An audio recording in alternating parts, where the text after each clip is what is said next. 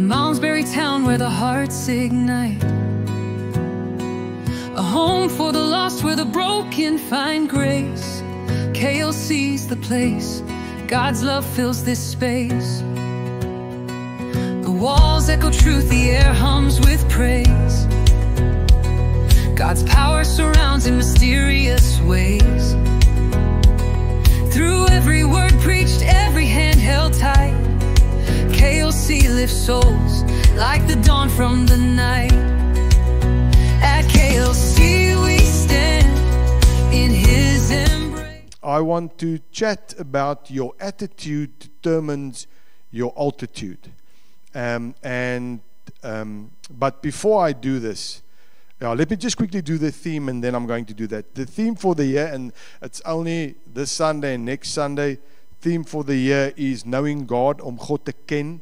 Philippians 3:10, where Paul writes out of the Amplified Classic, and he says, for my determined purpose is that I may know Him. And then he explains that I may progressively become more deeply and intimately acquainted with Him, perceiving and recognizing and understanding the wonders of His person more strongly and more clearly.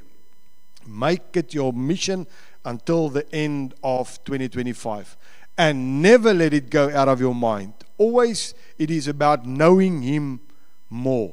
We can't get more of God. You can't get more love. You can't pray for more power, more love, more God. The fullness of who He is lives inside of you, but we can come to know who is inside of us. We can come to know the power that is inside of us. We can come to know the love that is within us. And that's why Paul says, my determined purpose is that I may know Him, that I may progressively become more deeply and intimately acquainted with Him. And that must be our mission. But this morning, I want to talk to you about attitude. Your attitude determines your altitude. You can't control the past because what happened, happened. But the one thing we can control is our attitude. That's the one thing we can control. As an introduction, I want to say the following. Every single one of us carries something powerful. Every single one of us. That shapes our walk with God, shapes our effectiveness in the kingdom, and the fruit that we produce in this world. And that is our attitude. That is our attitude. JJ talked about somebody wearing a shirt with a message, but with a wrong attitude. A wrong attitude. You see, your attitude is the lens through which you see God, yourself, and others. What is your attitude towards yourself? Ek's niks werd nie, if ek kan nie, then that attitude you carry out. What is your attitude through which you see, or the lens through which you see God? Is He an angry God? Is He out to get you all the time? Why did this happen to him? Was he a bad person? And so, our attitude determines our altitude. Very important. So as born again, Holy Spirit filled, grace believing believers, we are called to walk. And I thought about it, and maybe there's a lot of things, but I want to look at this. We are called to walk in two powerful attitudes at the same time. Two powerful attitudes at the same time. Number one, a servant attitude towards others. And number two, a victorious, uncompromising attitude towards sin, sickness, lack, anything that defiles us as the temple of the Holy Spirit. And I want to have a look at the two quickly. So let's have a look at number one, the attitude of a servant. The attitude of a servant is about humility, love, and willingness. And a lot of willingness. A lot of times we think that being a Christian and being humble and being lovable and being willing is being, you don't have to stand up for anything. And that's why I say you need these two attitudes. Ons is niemand se vloerlap nie. En niemand hoef met jou te mors nie. Want ons is koningsseuns en koningdogters. We've got the king as our heavenly father. And we are princes and we are a royal priesthood, sê die Bible. So we don't need to have an attitude of, you can walk all over me, but I must be humble. I've got to have an attitude of humbleness, an attitude of love and of willingness. Why, Fana? Number one, Jesus was our model. So let's forget about what I think and what you think and what the next church thinks. Let's have a look at what Jesus did. Philippians 2, verse 3 to 8. I'm reading out of the New King James Version. And it says, let nothing be done through selfish ambition or conceit, but in lowliness of mind, let each esteem others better than himself. Let each of you look out not only for his own interests, but also for the interests of others. Let this mind or this attitude be in you, which was also in Christ Jesus, who being in the form of God did not consider it robbery to be equal with God, but made himself of no reputation, taking the form of a bondservant and coming in the likeness of men, and being found in appearance as a man, he humbled himself and became obedient to the point of death, even the death of the cross. Here we see a mindset, the mindset of Christ. Humility, surrender, and service. This is the King of the universe. Jesus willingly took the form of a servant. Hy was nie gedwing nie. He willingly took the form of a servant. You see, because we mustn't get this mixed up. Attitude is not emotion. Attitude is posture. Dis 'n houding. Is om stand in te neem. That's attitude. Not emotion. So as ek 'n tantrum gooi, het ek nie 'n attitude nie. Nee, jy het 'n probleem. Because attitude is not emotion. Attitude is posture. It is how I conduct myself. So number one, Jesus was our model. Number two, in having this humble attitude, serving is not weakness, but it's actually greatness. And this is something that you can measure anybody that's in leadership in the church, a pastor, a dominee, a priester, a eerwaarde, noem hom net wat jy hom wil noem. You cannot lead if you cannot serve. You can never. You get people that they never serve. When they walk into a place, there's people around them, they do all things, they sit down, hulle waai hom koud, they give him a lappie and a glasie and a what, and he's just God's man of power for the hour. This is not what the Bible teaches. You can never lead if you can't serve. Why? Let's have a look. Mark 10:43-45, New King James Version says, yet it shall not be so among you, but whoever desires to become great among you shall be your servant. And whoever of you desires to be first shall be a slave of all. For even the Son of Man did not come to be served, but to serve, and to give his life a ransom for many. So Jesus redefined greatness. And he said, if you want to be great, you must be a servant. You must be a servant. And that's why I love the story of Joseph Prince as well. Joseph Prince was not the guy who would take over the church where he's now the head and lead pastor. He started as a janitor. He started cleaning bathrooms and floors and putting chairs out and doing things like that. And because he was humble, God took him through the ranks, and look where he is now. As jy nederig is, sal God jou verhoog op die regte tyd. Maar as jy hoogmoedig is, jy val. Hoogmoediges kom tot 'n val. You've got to be humble and you've got to serve if you want to be great. So if you see somebody and they say they're great, just look, do they serve? Are they willing to? And we did it in our first year in Bible school in Karis, and Marius is here. He can tell you. I cleaned toilets last year when I did Bible school. But I've been a pastor for how many years? I've got a congregation which I am the pastor of. I don't need to clean any toilets. But that's not a servant's attitude. I could have said to them, listen, I'm very sorry. This part I won't do. I'm here to study the Bible. I'm not here to clean toilets. And I ended up cleaning toilets. I was on the toilet team. I could have been on the putting right of the chairs team. That would be lekker. But I was scrubbing toilets with rubber handskoene aan. But you see, it's because of when they teach you the Bible, they teach you all the attributes of Jesus. So you've got to be able to serve. And then I found out that there's other guys putting chairs out and doing things and vacuuming the floor. Also pastors of bigger churches. And then I said, wow, these guys are doing something.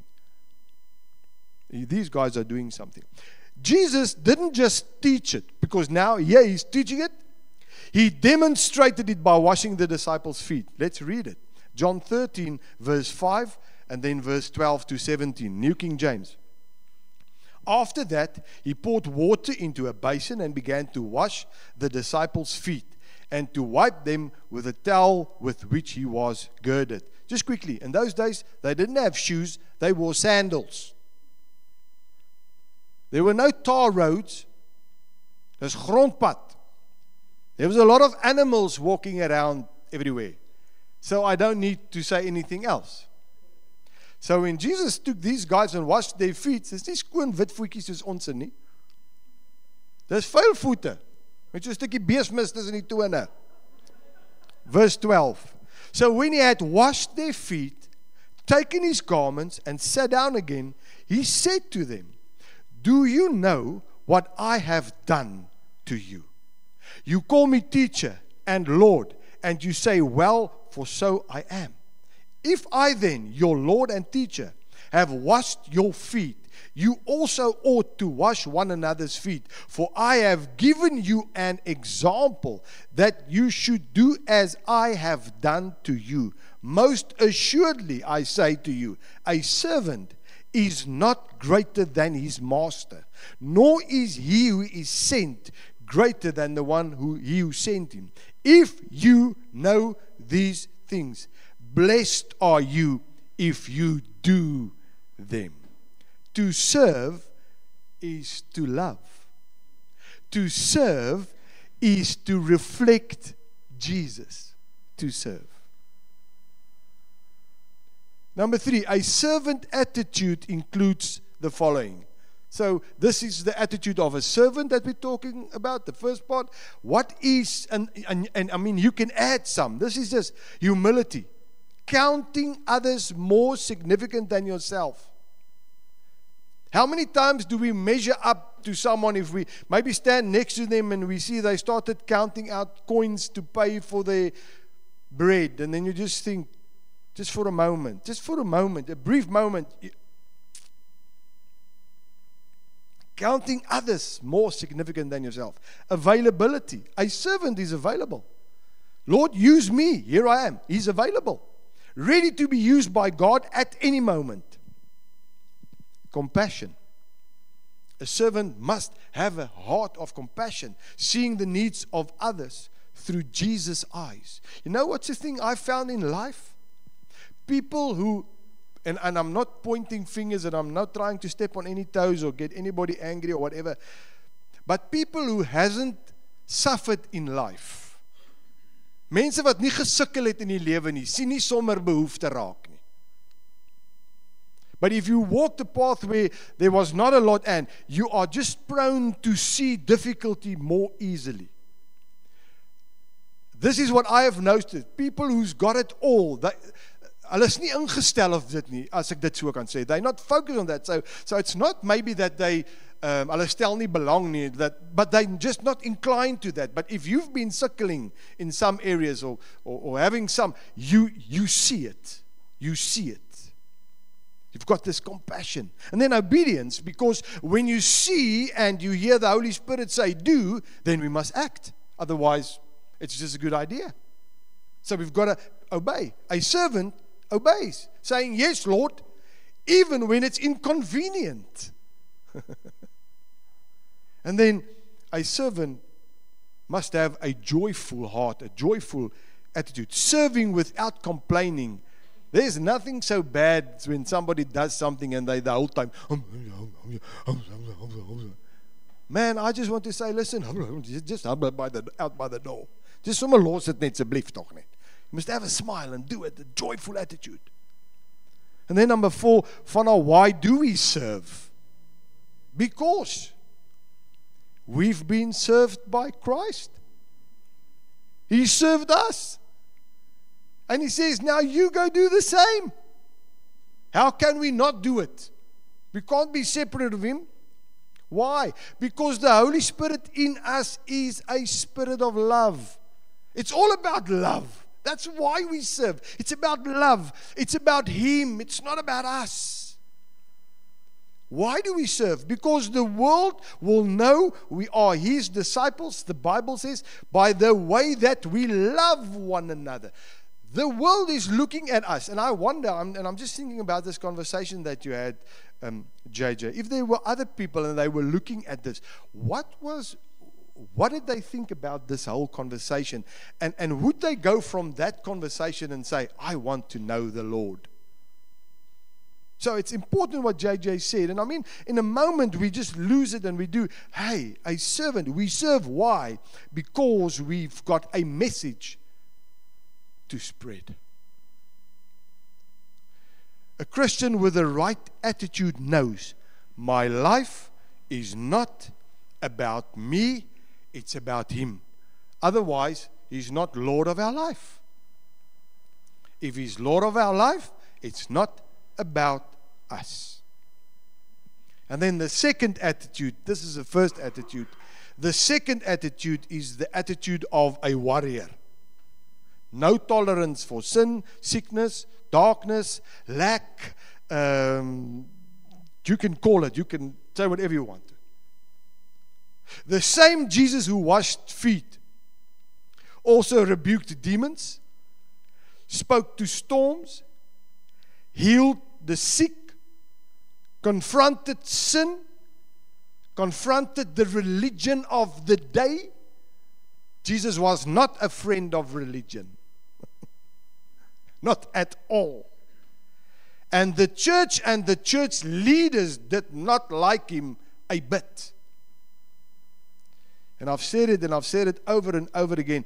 Jesus, the way that He walked on the earth, would not be welcome in most of the churches in South Africa. He won't be welcome in the church, and He won't be welcome in the leadership. Not at all. Because this is not the way we do it. This is not the way we do it. And I've said this before. There was a pastor that went to a congregation that was close to some docks, and he said to the people, if you hear stories about me picking up girls at the dock and visiting bars, it is true. Because this is who I am. And then he would go and pick up a lady, pay her the rate that she, took her for a cup of coffee and shared Jesus with her. Just share Jesus. Because where will you find Jesus, or where did you find Jesus while He was walking the earth? Not in the church. Tussen die hoere en die tollenaars, sê die Afrikaanse Bybel. He was part of the bad crowd, so that the church went past and said, what is the master doing amongst these people? Don't you know? And then Jesus said, when you are sick, you need a doctor, not when you are healthy. So the same Jesus had this attitude. And as born-again believers, we carry both the towel of service and the sword of spiritual authority. You must always remember that. Why? Because we are a temple of the Holy Spirit. 1 Corinthians 6, 19 and 20, New King James says, or do you not know that your body is the temple of the Holy Spirit, who is in you, whom you have from God, and you are not your own? For you were bought at a price. Therefore, glorify God in your body and in your spirit, which are God's. If your body is a dwelling place of God, then you protect it. Then you guard it. Then you look after it. You do not tolerate defilement. So number one, no tolerance for sin. This is now the attitude of a warrior. No tolerance for sin. And I'll explain myself now. Romans 6 verse 12 to 14. New King James, Romans 6 verse 12 to 14. Therefore, do not let sin reign in your mortal body, that you should obey it in its lusts. And do not present your members as instruments of unrighteousness to sin, but present yourself to God as being alive from the dead, and your members as instruments of righteousness to God. For sin shall not have dominion over you, for you are not under law but under grace. You see, as born again believers, we no longer have a sin problem because Jesus dealt with it on the cross of Calvary. We've got a sin consciousness problem, not a sin problem. Because sin has been dealt with. So, in a lot of preaching, they focused on sin. Sin. Sin. We don't focus on sin. Why? Because sin was dealt with on the cross of Calvary once and for all. It's now a consciousness of the sin. What did he do? The only sin that you and I now do is by missing the mark, not believing in Jesus. The other stuff we do is fruit of the flesh. So the moment I come to a place where, listen, but this is not who I am, because you come to a place and you say, but stealing, it's not a sin anymore. It is a sin, but you hear what I'm saying. It's not a sin for you. Oh, I must not steal. No, it is. Listen, sin is not the truth of my life. The truth of my life is I'm set free. So this consciousness of you mustn't steal must not even be with me. Why? Because I don't steal. Why? Because His love is in me. So it's not sin, it's sin consciousness. For now, why don't you hate? It's not part of who I am. Why? Because His life in and through me does not hate. So we make it about, don't do this, don't do this, don't do this. It's not about, it's about where's the focus? Turn your eyes upon Jesus. Let's look at Him. Then this is no more issue. You must stop drinking. If the focus is Jesus, drinking is gone. You must stop. If the focus is Jesus, it's not sin, it's sin consciousness. Because the answer is grace. We're not under the law anymore. Jesus paid the price. It's grace. And grace is not something. I see Marcel put on his status some nice things about grace. Grace is not something. Grace is not a doctrine. Grace is a person, Jesus Christ. And when He lives in you, I don't have an issue with sin. Why? Because my flesh is crucified. And when I make a mistake, I stand up and I say, Lord, I'm so sorry. This is not who I am. This is not the price that you paid for me. This is not. And then you turn around and you get away from that. Grace empowers holiness. It never excuses compromise. Grace is not a license to do all kinds of stuff. So the right attitude, because we've got an attitude, the right attitude says, I am free. I will not go back. That's the right attitude. I am free. Not I'm battling with this. I am free. I'm not going back. He paid the price for that. Why are we consistently battling and preaching and going over and over and over? You must keep the 10 commandments. You must keep the 10 commandments. You mustn't do this. In the meantime, everything else just falls apart. When Jesus is the focus, I do not steal. I do not kill. I do not lust. I do not. Why? It's just who I am. This is my true nature. I've been born again. I've got a new nature. Born again. That's number one. No tolerance for sin. Number two, no tolerance for sickness. I mean, and this is something fun. You've just been in the hospital. Yeah, I've been up and down for 2 months now. Herman has been in the hospital. Yes. But listen, the fact that I was in hospital and they did all kinds of things and Herman's got drip with all kinds of stuff and you going through things and people are not feeling well and does not make the word less of what Jesus said, what happens. I can't what I go through make small or make the word smaller to fit in with my circumstances. Because the word is the word. That's the highest authority. But I live in an earthly suit and I feed it some stuff that I shouldn't because I love sugar and sweets. And the other day I said to Anne, please buy me a chocolate. I want to eat the whole chocolate. And she bought me a nut. One of these whole nuts. Ek sal 'n kind in die gesig slaan vir dit. No, I'm grapping. I'm just joking. I'm joking. And she bought me that, and I ate the whole chocolate. And it was so lekker. But I wish she would have bought me the big one because she bought the small one. But then it was nice. I love sugar. So we do things and things happen to us. But the word, 1 Peter 2:24. This is the Bible. This is the highest authority. New King James, 1 Peter 2:24. Jesus now, who himself bore our sins in his own body on the tree, that we having died to sins, you see, we've died to sin, might live for righteousness, by whose stripes you were healed. Done deal. Where? Cross of Calvary. Saving us is not connected to wholeness.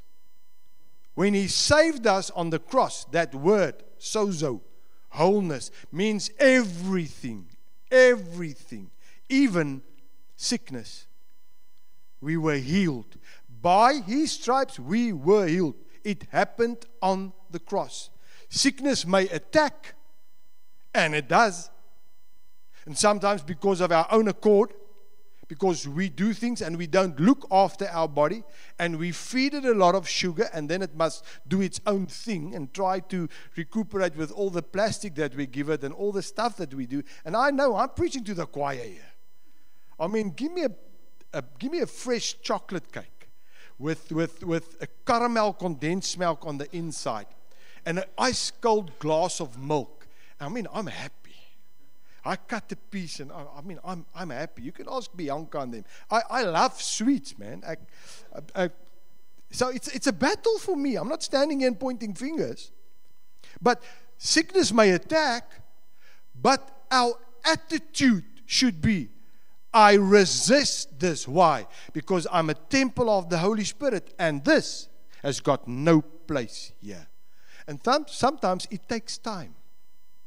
Sometimes it happens immediately, and sometimes it takes time. I think it's got to do with our attitude. And Andrew Womack said it. You must get fed up of being sick. And when you are fed up, and you've got this attitude, enough is enough. You see, while I tolerate it, and I'm preaching to myself, I say again, while I tolerate it, it will be here, because I'm tolerating it. But if I trek die streep, then I say, enough. You don't accept sickness as your identity, you resist it. So that's the attitude when it comes to sickness. Not, oh, I'm so worthy that God made me so sick that I can be a witness. Yes, but. And we had that theology, because that's a wonderful explanation to explain anything away that happens. Why are you so sick? God made me this sick so I can be. Where do you get that? That when on the cross of Calvary he said he dealt with sickness. Where does he go against his own word? Can God use a situation so that he can be glorified? Yes! So in this situation, but he does not make you sick. I've said it over and over. Which father on earth, any father that sits here, ask him, will you inject your son or daughter with some sick stuff so that they can be sick, so that you can care for them and they can have a witness to other people? Jy sê vir my sê, rook jou kouse, man. Never, ever, ever. But we are earthly bodies. We are prone to sickness. There's stuff flying around and all kinds of goetertjies. And. So, number 3, no tolerance for the enemy's lies. This is the attitude you and I must have. No tolerance for the enemy lies. A spirit-filled believer walks with spiritual sharpness. Attitude says, devil, not today. And I'm not a guy for the devil. I don't preach about the devil because I've told you, Sloefies is a boemelaar. He's an angel without a job and without teeth. Because he goes around roaring like a lion, like a roaring lion. He's not a lion. He's not a lion. So, devil, not today. Why? My mind belongs to Christ. My body belongs to God. My soul is anchored. My spirit is strong. No tolerance for the enemy lies. Klar. And the enemy uses people. Because he's got to come through something. Because he's an entity and a spirit. He needs a body. And then you get somebody that mouth and that say bad things, and then we react. I'm talking about myself. You react. And actually, our fight is not against flesh and blood. We must get to a place where I say, my spirit is strong enough. I'm not even going to say anything. Turn around. Pick your battles. Pick your battles. That's number 1 and 2. Number 3, I just want to have a look at attitude is a spiritual positioning. It's so important for you to understand this morning. Attitude is far more than om 'n houding te hê. Ek het 'n houding. Lekker. You know, Brakpan guys has got a houding and Witbank guys has got a houding. They say mos in Witbank. In Witbank, hulle laat hulle nie bang praat nie, hulle laat hulle bang slaan. So you get that. You cannot walk in the spirit with a wrong attitude. You cannot walk in the spirit with a wrong attitude. Why? Because attitude is the internal alignment of the heart with the truth of God. Listen again. Attitude is the internal alignment of the heart with the truth of God. Proverbs 23:7, the A part, New King James says, for as he thinks in his heart, so is he. Change your attitude, you change your direction. Change your direction, you change your destiny. Attitude, just attitude. Change your attitude, you change your direction. Change your direction, you change your destiny. How do we get to that? Number 1, renewed attitude equals a renewed mind. You cannot change your attitude if you don't change your mind. Romans 12:2, and I've got to read this out of the Amplified Classic. It just explains it so good. Do not be conformed to this world, this age, fashioned after and adapted to its external superficial customs, but be transformed, changed by the entire renewal of your mind, by its new ideals and its new attitude, so that you may prove for yourself what is the good and acceptable and perfect will of God, even the thing which is good and acceptable and perfect in His sight for you. Here we see that the transformation of life starts with the mind. The mind. That's why all these clever guys and communism and so they said, give us the children. Because if we've got their mind, we've got them. And then they did this experiments with the little children in the communist countries, where they said to the little ones, okay, sit at the table and now pray to God and ask Him for an apple. And then the little ones close their eyes and they pray for an apple, and they open their eyes and there's no apple. And then they said, okay, pray to communism and ask for apple. And as they close their eyes and pray for the apple, the teachers run around and put apples on the table. When they open their eyes, they see apples. Who do they believe? We condition their minds, if I've got the mind. So, a spirit-filled believer should carry a mind shaped by what? God's word, God's love, God's truth, God's promises. Not what other people think, what you think, what they say, what is the newest trend, what is the situation I'm finding myself in at the moment. No, my mind must be shaped by His word, His love, His truth, and His promises. We don't get that other than getting stuck into the word. You cannot go by what I'm teaching you alone. You've got to get stuck into the word. Attitude number 2 sets the atmosphere of your Christian life. Your attitude. You just get to these people, they've got this attitude about life. It's just about life. When you visit them, you somehow feel like, ek begin sommer 'n nuwe besigheid or whatever, I don't know. You're just like, you've never even thought about it. Jy besluit, ek gaan begin 'n duik, maar jy's bang vir water. They've just got this influence, this attitude about life. Life is worth living. Later you find out they don't have it all together, and they're not like rich, and they don't have everything. They've just got this attitude of life. That's the atmosphere of their Christian life. And then you get these other people, they've got an attitude where you say, Here help, ek wil nie naby hulle kom nie. Colossians 3 verse 1-3, I'm almost finished. Colossians 3, 1-3, New King James. If then you were raised with Christ, seek those things which are above, where Christ is, sitting at the right hand of God. Set your mind on things above, not on things on earth. For you died, and your life is hidden with Christ in God. That's our new life. Yet we still bother about everything that's happening around us. Here the Bible says, set your mind on things above. Because that's going to get your attitude in line. And when your attitude is right, your altitude will be awesome. But when you watch the news and read the newspaper, it's just noch. It's either faith or fear. It's either peace or anxiety. It's either love or bitterness.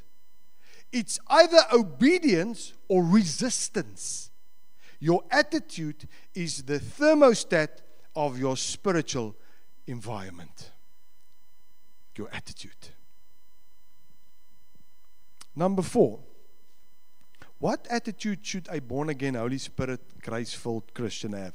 I'm so glad you asked me this question. I'm so glad you asked me these kind of questions. I mean, it's just awesome. What attitude? You've said all of this, but what is this attitude then? If I can leave here, because I'm a practical guy. I love to do practical things. Number 1, we must have a servant attitude towards others. And so we must be humble. We must be loving. We must be compassionate. We must be joyful. We must be willing. We must be sacrificial. And we must be patient. This is a servant attitude towards others. So you can see where you lack, and then you can go to God and say, God, ek sukkel met hierdie ding. But because you are my Heavenly Father, and my attitude determines my altitude, I want to get it in line with the Word. Not what people say, what the Word says. And then, Lord, I will live accordingly. Number 2, a victorious attitude towards the enemy.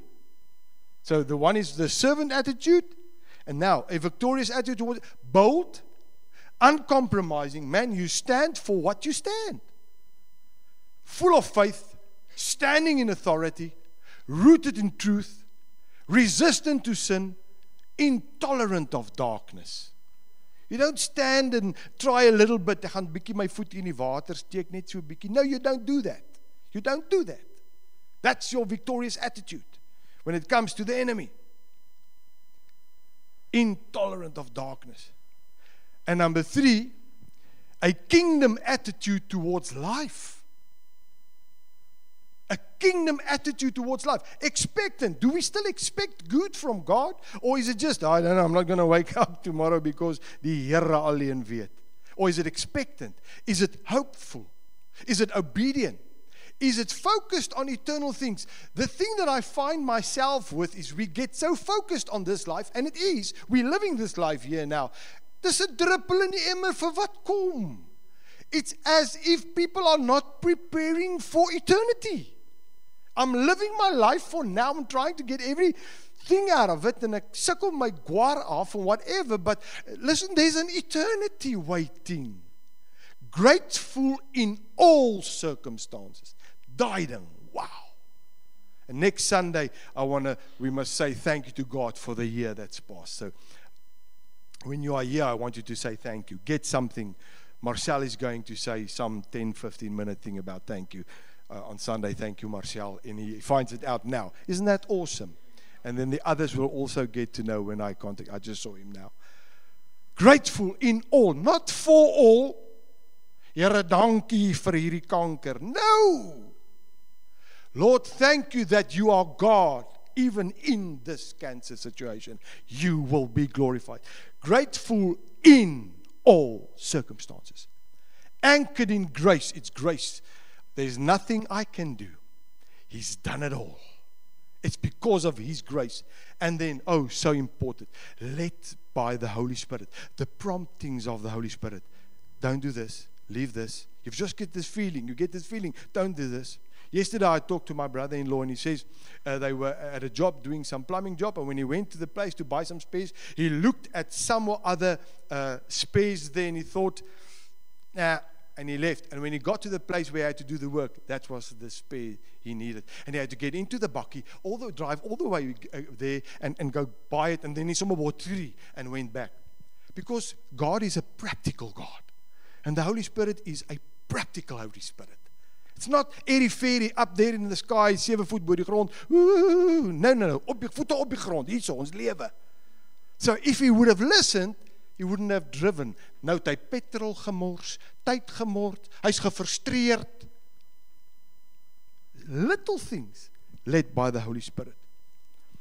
A mature Christian has a servant's heart and a warrior's spine. I want to end with practical ways to live this attitude daily. Start the day with surrender. Start the day with surrender. Holy Spirit, shape my attitude today. Holy Spirit, what's waiting for me? Holy Spirit, I want to be sharp today. I want to listen to you. Number 2, guard your thoughts. There's things that's happening. We get bombarded in our thoughts all the time. You can't have kingdom life with a negative mind. Die slim ouens sê, negative attracts negative. If you are a negative person, negative things come your way, even more and more. When you're a positive person, there's certain frequencies, all this, now this sounds like spooky spiritual stuff, but this is like real science. You've got this positive energy, it attracts positive things. That's why somebody smiles, what do? You smile back. I've told you 100 times, get into a lift, and everybody is like, and just go like, before you get out of the lift, some people think you're bonkers, and the others are smiling. When you walk into a doctor's room, everybody sits there. Go in, goeiemôre, môre, gaan julle? And then you think, what are you doing here? There's sick people. That's right. Have a smile on your face. Have a smile. Have a smile. Guard your thoughts. Serve someone intentionally. Say, Lord, today I'm going. We do it on a Wednesday now. But daily we must say, Lord, today I'm going to serve someone intentionally. And then when you get somebody, focus on them. Buy them a cup of coffee. Send them a WhatsApp.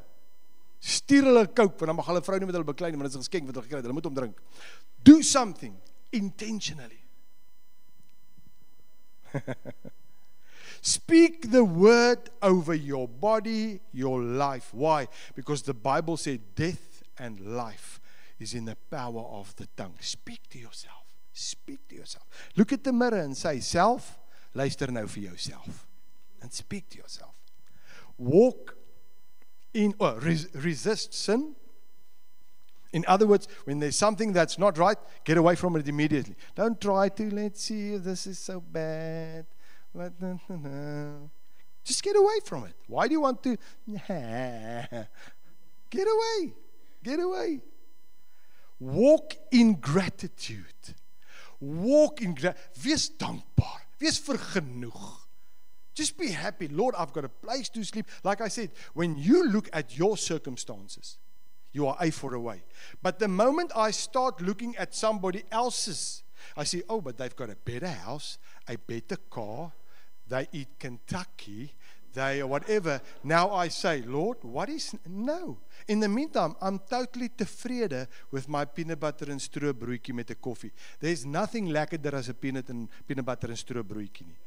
I sometimes, then Anne says, what do you want to eat? Ek sê, net 'n peanut butter and stroobroodjie. But real ongesonde wit brood, daai sagte wit brood, nee, daai groot sagte wit brood, and you plak it with peanut butter, and you gooi the stroop, not honey, forget honey, stroop. You like gooi the stroop, and dan maak jy koffie, and you take a bite, and a sip of the coffee, and a bite, and a sip of the coffee. Ek eintlik hoendervleis. That's nice.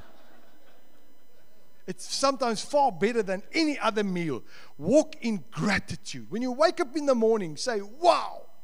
Nee, Here, ek weet nie hoe kom ek deur hierdie dag vandag nie. Wake up and say, Lord, what a day.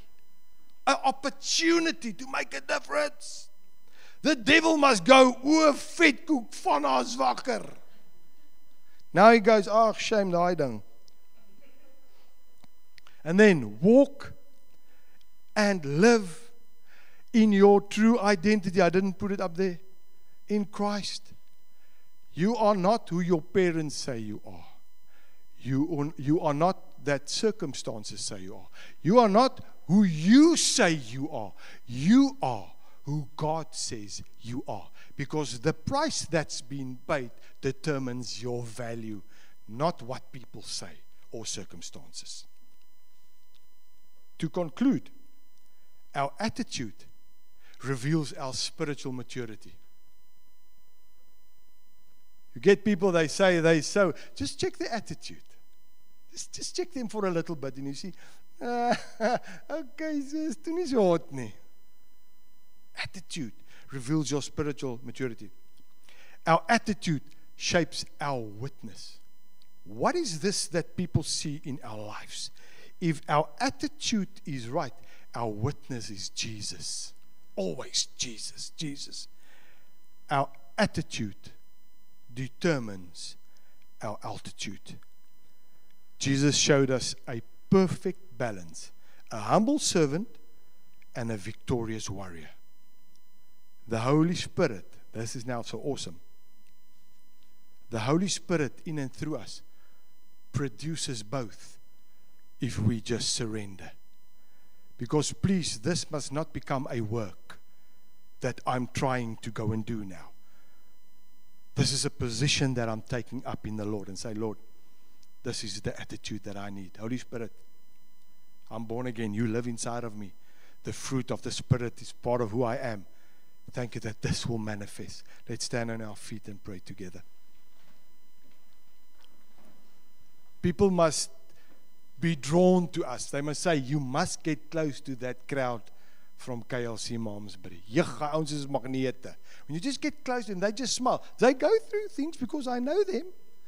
But heerlikheid, and sometimes they lose it, but they've just got this attitude, man. It's so lekker just to visit them and just to be with them and just to phone them. Sometimes you phone someone and the way they say hello, you think, ag Here, kom haal my. You know, I know we're busy, but it's just the way we handle ourselves. Little things. But our attitude determines our altitude. Father, we come to you this morning, and we are so grateful that you love us. So grateful that you care for us. So grateful that the King of the universe is our Heavenly Father. This morning, I come before you, everybody that's watching the video and that's listening to the podcast, I bring before you and we say, Lord, attitude is so important. There's a lot of things that we can't control, but attitude is one thing that we can. And by the power of the Holy Spirit that lives inside of us, we are able to have the right attitude. And when we have the right attitude, we will live on the right altitude. And then Jesus will be proclaimed through our lives by not us even speaking a word, but by people looking upon our lives and say, I can see Jesus in you. We are human. We make mistakes. We falter. But this morning we say, Lord, attitude is so, so important. Thank you that you don't give us all these things and do this, and just leave us on our own. You are always there. You actually paid for the full price, the full packet. And we need to sit at your feet and just to let the Holy Spirit live in and through us to accomplish this, to change our mind, renew our mind with your word so that our attitude becomes the thing that we live every day. Why? Because our attitude determines our altitudes. Thank you, Holy Spirit, that you will guide, teach, lead us, that you will accomplish this in our lives because we surrender to you. I pray it in Jesus' name. Amen.